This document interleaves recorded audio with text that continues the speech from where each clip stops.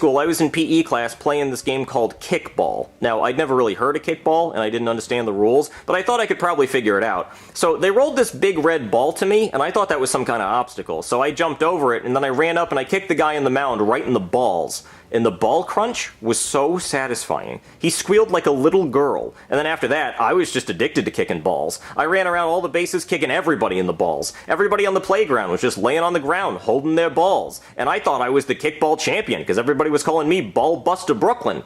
Until the PE teacher ran up and told me to go to the principal's office for kicking people in the balls. So I kicked him in the balls, and then I went to the principal's office, and the principal told me that I was suspended for kicking people in the balls. So I kicked him in the balls too. And then they called the cops, and as you can imagine, I kicked them in the balls, and they were not happy about that at all. So they sent me to jail, they took my mugshot, I kicked the photographer in the balls, and then they sent me to my cell, and I kicked my cellmate in the balls. So then they sent me to the electric chair, and I kicked the executioner in the balls. And then after that, they didn't know what to do. So they called my parents, and my parents came and got me, and my dad said I was grounded for kicking people in the balls and that might teach me a lesson. So I kicked him in the balls. And then they sent me to a therapist to figure out why I was kicking people in the balls so much. And my therapist said it had something to do with unresolved feelings about my mother, so I kicked him in the balls. And then they sent me to a mental institution, and they put me in a straitjacket. But my legs were still free, so I kept kicking people in the balls. And then they put me in straight pants so I couldn't kick anybody in the balls. And then my parents and the teachers and the doctors and the cops and Bill Clinton, who was president at the time,